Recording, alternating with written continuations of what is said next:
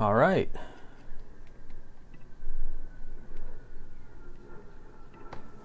What's up, everybody?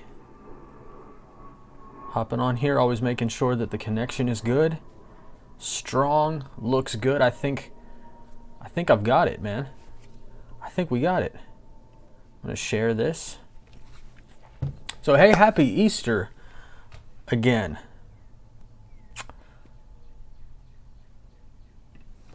Yeah, for sure. Share to news feed. Hop on live with me and let's talk about the resurrection. Yeah. I think I got this set up right now. I would love to turn the camera around. I have my window blacked out with my towel. Yeah. Let's go, man. This is awesome. All right. Good to see you all. Welcome to another weekly word. Troy here. It's good to be with all of you. I hope you had a wonderful Easter. Hope you had a wonderful chance to spend time outside, time with the family. We had a good time, for sure. It was nice. We got to see family, the grandparents and great-grandparents getting vaccinated and able to get together. It's pretty awesome. So we had a great time. And then Sunday was so cool. Like, the morning was great. We were live for the first time with a live worship ensemble, and I had a blast. I got wrapped in a little bit of toilet paper. That illustration didn't go exactly like how I had planned, but that's all right. So I'm in here now, and every week I like to take some time and do what I call the double dip, where basically I go back into the message, into the sermon, and talk a little bit about some things that stood out to me that maybe I left on the cutting room floor, and some details that I think are important for us. Like, I want this to be very practical. I want this to be the point of application for you, because it's easy for me as a preacher to get, inspirational and fired up about stuff. But then, Monday comes, and Tuesday and Wednesday, and what does Sunday look like, in light of the rest of your week? So that's what the double dip is about. And then I try to tie in things that are going on in the world and stuff like that. So I'm glad you joined. So the question really today is, okay, Jesus is the resurrection and the life. And if that's true, so what? Right? What does that actually mean? What's important? Are there some things we can learn from the text itself that, maybe I didn't get a chance to cover on Sunday? That's really the heart of it. And so I want to dive into it. Let me pull this chair up a little bit. There we go. And so we were in John chapter 11. And if you remember, if you joined us, awesome. If you didn't, I invite you as always to check out the video on our YouTube channel and just, give that a look. It was different for me, again, because we're outside, the sun was shining. I had my sunglasses on. I don't think I've ever preached with sunglasses. So it kind of threw me off a little bit. I felt like, I don't know, I was judging myself. I'll be honest with you. I was judging myself. But so we were in John 11, and it's the story of Jesus raising back to life his friend Lazarus. And I think this text raises a lot of questions for sure, but I see it really in just the grand scope of the Easter story, not just, that Jesus raised Lazarus from the dead, but the claim that Jesus is the resurrection and the life. And this idea that all of us have a hope, and especially in the Christian faith, like we talk all the time about, the end times and when Jesus is coming back and all of that good stuff. But we forget that at the core of all of that is this resurrection, that Jesus is coming back. We believe that he's, just as he came the first time, he's coming again. And when he does, he's going to gather the living and the dead, and is going to judge, and is going to separate goat and sheep, and he's going to, send some to eternal separation from him. We call it hell, and some to eternal union with him in the life to come. And I have a very specific view of all of that, stuff like that I don't have time to get into right now. But I think it's just important for us to remember that all of that future event is only possible because it's tied to who God is. That God is life, God is resurrection, God is always making things new. It's who he is, it's what he does, it's where his passion is. That in Jesus Christ, if we believe that in Jesus, like God reveals himself fully to us, then God is resurrection, that Jesus is resurrection. And so resurrection happens spiritually and physically because Jesus, so I just want us to think about that. I'm real dry today. It's a hot day here in Pittsburgh, which is rare. So, I'm having to hydrate. But so he comes and he says to Martha, he says, I am the resurrection and the life. He who believes in me will live even though he dies. And whoever lives and believes in me will never die. Do you believe this? And I really just want to reemphasize today for us that that's the central claim of the Christian faith. Like, that's the whole point. And so my question for you is, what does that matter? Like, what does that matter to you? That Jesus is the resurrection and the life. Do you live in such a way that you reflect that truth? Do you live in such a way that, so for instance, in Romans chapter 8, right? Romans chapter 8, let me bounce there because this is a vital passage. Paul makes this powerful statement. I'm going to go here. He says this, those who live according, this is Romans 8 verse 5, those who live according to the sinful nature have their minds set on what the nature desires. But those who live in accordance with the Spirit have their minds set on what the Spirit desires. The mind of sinful man or the sinful person is death, but the mind controlled by the Spirit is life and peace. So when you're living according to the Spirit of God, like, you find life and you find peace. If you're not finding life and peace right now, it's evidence that you're not living according to his Spirit. And that's not a piece of condemnation. Like, I've lived that way before, no question. And it's when I'm out of sync with the Spirit that I'm constantly pushing against, like, the way God intended. And man, I struggle with that. So, but Paul keeps going. The sinful mind is hostile to God. It does not submit to God's law, nor can it do so. Those controlled by the sinful nature cannot please God. That's a big statement. You, however, are controlled not by the sinful nature, but by the Spirit, if the Spirit of God lives in you. And if anyone does not have the Spirit of Christ, he does not belong to Christ. But if Christ is in you, your body is dead because of sin, yet your spirit is alive because of righteousness. Again, here's the spiritual resurrection that Paul's talking about. And if the Spirit of him who raised Jesus from the dead is living in you, he who raised Christ from the dead will also give life to your mortal bodies through his Spirit who lives in you. There's a lot there, but listen, here's the bottom line. Like, the message of the Christian faith, I said it on Sunday, I'll say it again, is about dead people becoming alive in Jesus. It's about dead people coming alive in Jesus. It's not about you being a better person. It's not about you being good. It's about you being alive in Christ. And so I ask myself that all the time. Like, am I living according to the Spirit that raised Jesus from the dead in me, or am I living according to my own flesh? And the message of Easter, the message of this season, because Easter it's a season, it's not just a day, but the reality of Easter leads me to this. Am I constantly being resurrected in the image of Jesus, or am I constantly living according to my own desires and will? Am I seeking out my own plans, or am I seeking out God's? Have I submitted myself to the resurrected Jesus? Or do I just want to, like, relegate him to, somebody who makes me feel good about myself once a week and he's convenient for me? Am I submitted to the Lord who conquered death? I ask this question all the time when I think about the resurrection. And And also think about the implication. Like, if Jesus rose from the dead, then whose team am I on? Like, sign me up to be on his team.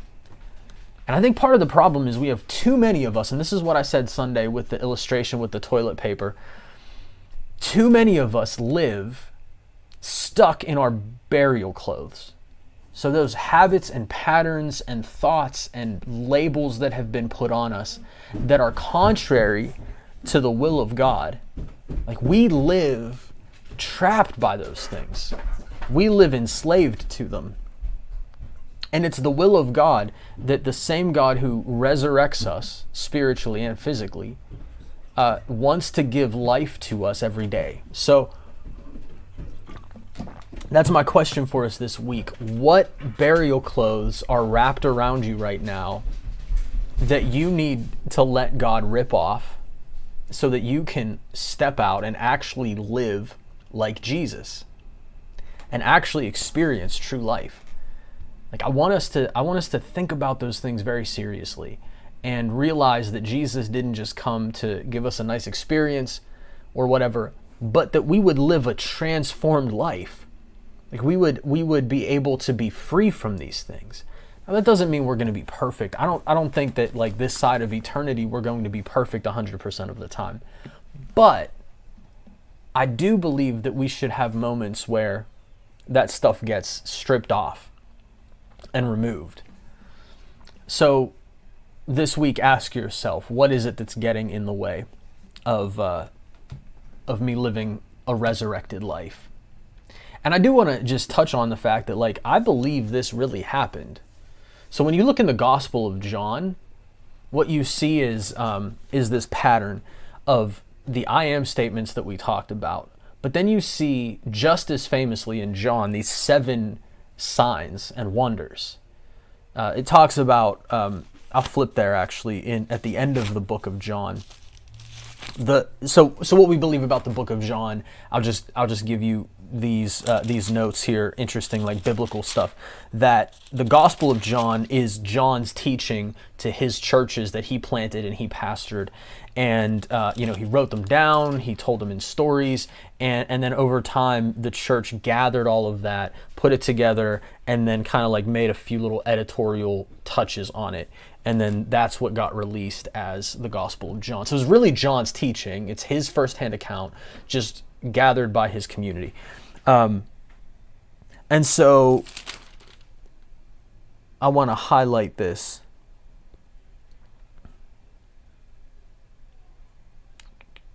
All right, it's at the very, very end. So the end of John 21, verse 25. Jesus did many other things as well than everything else. If every one of them were written down, I suppose that even the whole world will not have a room for the books that would have been written. That is not what I'm looking for. I'm sorry. But that's important to know that, like, there's a whole lot here. Where is it? Oh my goodness. There's a section that says that, oh my goodness, I got it confused. There's a similar verse. All right, chapter 20, verse 30. I swear I wrote that down. All right, Jesus did many other miraculous signs in the presence of his disciples, which are not recorded in this book. But these, the ones that are written down in this book, are written so that you may believe or continue to believe that Jesus is the Christ, the Son of God, and that by believing you may have life in his name. So John compiles all of this, his community compiles all of this, writes it down, and John says these 7 major signs are compiled specifically for the purpose of you believing that Jesus is the Christ. Okay? Jesus is the Messiah who God sent into the world to bring hope, to bring salvation, to bring a new life. And what we see is these 7 or 8, depending on who you talk to, signs that coordinate with the statements that Jesus makes. I hinted at this on Sunday, but if you look, Jesus comes in and he feeds 5,000 people. And then just a couple days after that, he has a conversation where he says to his disciples, I am the bread of life.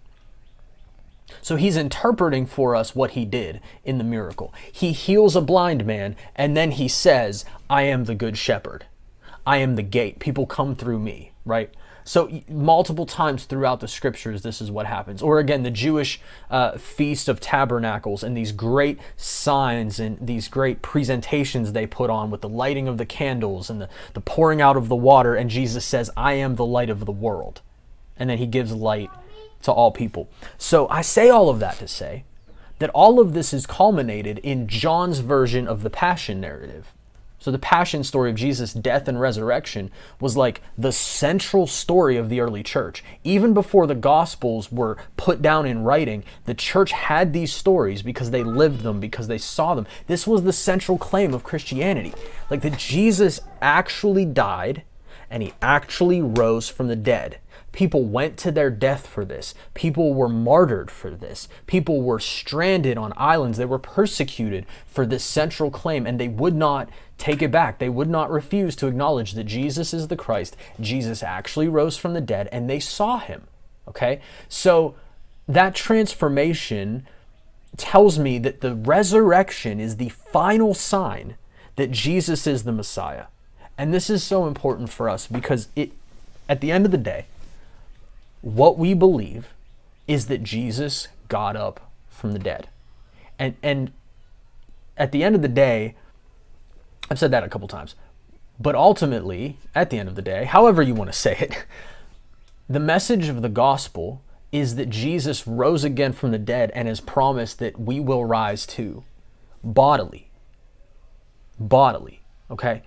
Not an aberration, not metaphoric, not an allegory, actually rose from the dead.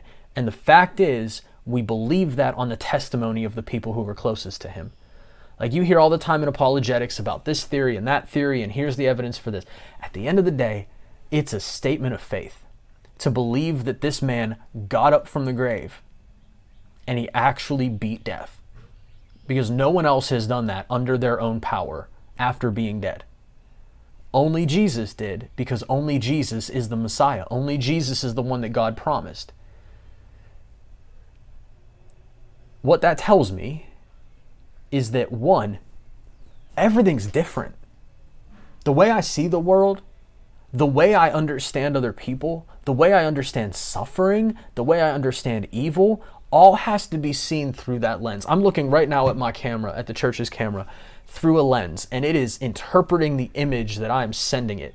And it then filters it, and it sharpens it, and then the sensor behind it, all of that. And that's what sends out the signal to the internet. For Christians, resurrection should be our filter. So we understand suffering a certain way because we understand resurrection. We go through suffering. We embrace suffering. We don't question God's existence in it. We don't question, we have doubts, we have questions, but at the end of the day, we root ourselves in resurrection. Resurrection is the filter for everything. Because it's what changed the disciples. It's why the early church became what it was. Because at the heart of the message of Christianity is not just that this messianic figure came and died on a Roman cross, but that he's the only one who rose again from the grave. And I hear all the things about the pagan background. I get all of that. But this is a claim that these people went to the grave for. And is the claim that has transformed my life. So everything I see, I trust on faith in the resurrection. And I also want to leave you with this too, and I think this is where I'll close out. But for me, we didn't talk about this Sunday, but for me, a major implication of the resurrection and the fact that Jesus is the resurrection and the life, that he lived, he died, he wept over Lazarus in this story. The major implication is that God cares about your life and he cares about your body.